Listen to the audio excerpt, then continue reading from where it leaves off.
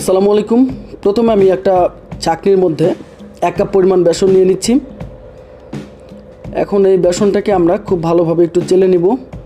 যদিও এই বেসনটা আমাদের বাসায় তৈরি করা, স্বাস্থ্যকর, তেমন কোনো ময়লা আবর্জনা নেই এই বেসনে, তারপরে ছেঁকে নেওয়া ভালো।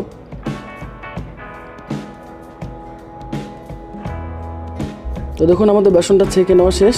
এ পর্যায়ে আমরা দিয়ে দিচ্ছি স্বাদ মতো লবণ, এরপরে দিচ্ছি শুকনো মরিচের গুঁড়ো, এরপরে দিচ্ছি হলুদ, এবারে দিচ্ছি গরম মশলা, যদিও মশলাটা দেওয়ার সময় এতটা গরম ছিল না।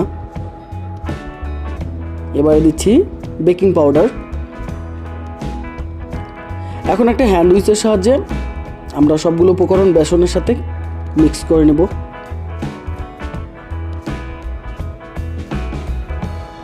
একটু ধৈর্য সহকারে সময় নিয়ে বেসনের সাথে আমরা উপকরণগুলো মিক্স করে নিলাম। এ পর্যায়ে দিচ্ছি আদা এবং রসুন বাটা একসাথে, এগুলোকেও আমরা মিক্স করে নিচ্ছি।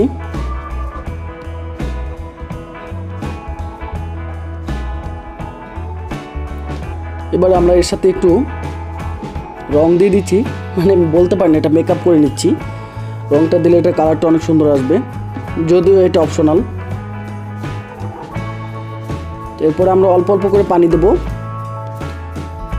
আর আমাদের এই মুচমুচে বেগুনি তৈরি করার যে উপকরণটা, প্রাথমিক পর্যায়ে যে উপকরণটা তৈরি করতে হবে, সেটা এই অল্প অল্প পানি দিয়েই আমাদের এই পেস্টটা তৈরি করে নিতে হবে। মানে ওয়াও কি সুন্দর কালার হয়েছে বলে এখনই হুমড়ি খেয়ে পড়বেন না প্লিজ, হ্যাঁ, কারণ পিকচার আভি বাকি হে মেরা দোস্ত। তো দেখুন এইভাবে আমরা অল্প অল্প করে পানি দেবো আর পেস্টটাকে তৈরি করে নেব। সবগুলো উপকরণের পেস্ট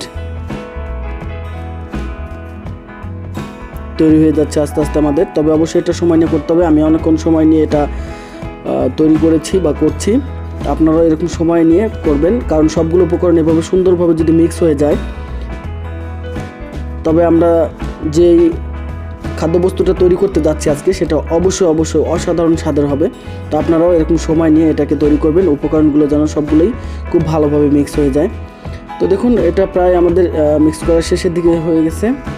তো এখন দেখুন এর পাশে একটা ভোটকা মোটা বেগুন রাখা আছে, এই বেগুনটাকে এখন আমরা সাইজ করব। তো হয়ে গেল, লম্বা এবং গোল দুইভাবেই করেছি। তো এর মাঝে এখন আমি একটু পানি দিয়ে নিচ্ছি। পানি দিয়ে বেগুনগুলোকে একটু ধুয়ে নেব। যাদের এলাকায় পানিতে আয়রন আছে তারা চাইলে আগেই ধুয়ে নিতে পারেন, কারণ পরবর্তীতে বেগুন ধুইলে একটু কালো হওয়ার সম্ভাবনা থাকে। এ পর্যায়ে আমি দিয়ে দিচ্ছি 1/2 চামচ পরিমাণ লবণ। লবণটা দিয়ে এগুলোর সাথে ভালোভাবে রেখে দেবো আমি প্রায় 10 মিনিটের মতো।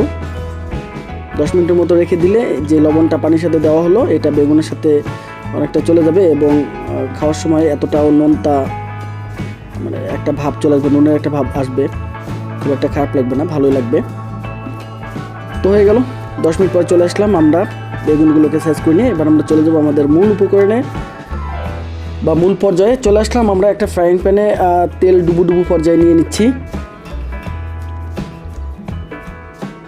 হয়ে গেল, দেখতে পাচ্ছেন পদ্মা নদীর ঢেউ। এখন আমরা যে বেসনটা তৈরি করে নিয়েছিলাম সেটার মাঝে বেগুনগুলোকে এভাবে এই পাশে ও পাশে চুবিয়ে নেব। ভালোভাবে চুবানো হয়ে গেলে একটু এভাবে ছেড়ে নেবেন, খুব বেশি পরিমাণ থাকলে আবার ভালো হবে না।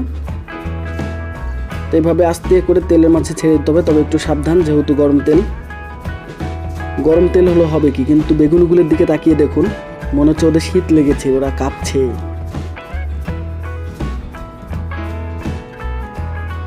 তো এভাবে বেগুনগুলোকে আমাদের সেই বেসনের মিক্স করা অংশের সাথে দুপাশটা খুব ভালো করে চুবিয়ে নিতে হবে বা মিশ্রণটা মাখিয়ে নিতে হবে। তারপরে আলতোভাবে এক সাইডটা ধরে এভাবে তেলের মাঝে নামিয়ে দিতে হবে। তারপরে ওরা শীতে কাঁপতে থাকবে আর আমরা দেখতে থাকবো। এরপরে দেখুন পানি দিয়ে মনে হচ্ছে গোসল করানো হচ্ছে, না, কিছুটা এরকম মনে হলেও বিষয়টা একটু ভিন্ন। এভাবে পানি দেওয়ার ফলে উপরে যে উপকরণটা আছে সেটা শক্ত হয়ে আসে, তখন আপনার উল্টিয়ে দিতে সুবিধা হবে। দেখুন উল্টাতে এখন সুবিধা হবে, কারণ এর পাশেও শক্ত হয়ে গেছে। অনেকে হয়তো ভাবতে পারেন যে মনে হয় গোসল করাচ্ছি না, এমনিতেই তো ঠান্ডা লেগে গেছে। দেখুন কেমন কাঁপছে বেগুনিগুলো, কালারটা কি সুন্দর হয়েছে, আস্তে আস্তে ফুলে যাচ্ছে।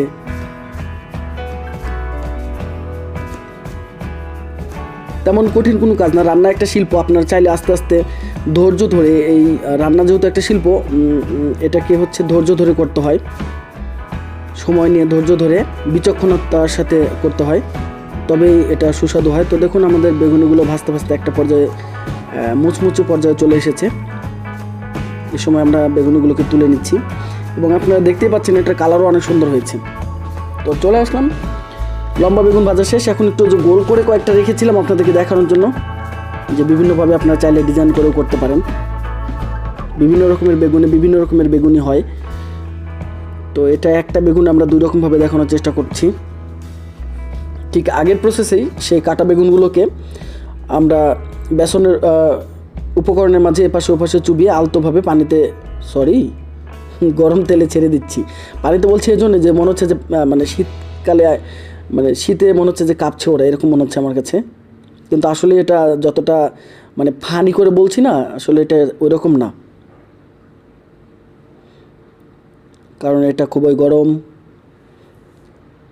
খুব সাবধানে এই গরম তেলের সাথে এভাবে খেলতে হবে, আদারওয়াইজ পুড়ে যাওয়ার সম্ভাবনা থাকে, ফোসকা পড়বে। যারা ত্বক সম্পর্কে সচেতন তারা অবশ্যই একটু সচেতনভাবে কাজ করবেন, রান্নাবাড়া করবেন, সাবধানে থাকবেন হেসেল ঘরে বা রান্নাঘরে। তো এটাও এরকম সময় নিয়ে লো ফ্লেমে ভাজতে হবে। তো দেখুন আমাদের এটাও প্রায় ভাজাভাজি শেষের দিকে। তো আমরা এখন এগুলোকে তুলে নেব, কারণ বেশিক্ষণ এই ঠান্ডা পানির মধ্যে রাখলে এদের ঠান্ডা লেগে যেতে পারে। এমনিতে এখন করোনাকালীন সময় চলছে, বেশি ঠান্ডা লাগতে দেওয়া যাবে না। আমরা এখন এগুলোকে তুলে নিচ্ছি। তো দেখুন এগুলোও কিন্তু অনেক সুন্দর হয়েছে। আমার কাছে মনে হচ্ছে আগেরগুলো চেয়ে এগুলো অসাম লাগছে দেখতে, টুবু টুবু হয়ে আছে, খেতে না জানি কত মজা হবে। তো দেখুন কালারটা অনেক সুন্দর হয়েছে এবং মুচমুচে ভাজা হয়ে গেছে। তো দেখুন আমরা এটাকে নামিয়ে নিয়েছি কিছুক্ষণ পরে। আমরা এখন এটাকে পরিবেশন করতে পারি বিভিন্নভাবে। তো প্রাথমিকভাবে আমি দেখাচ্ছি ভাজার পর এটা কেমন দেখা যায়। এবং এটা অনেক গরম, এটা দেখানো যাচ্ছে না, গরম খুব, কেবলই নামিয়েছি।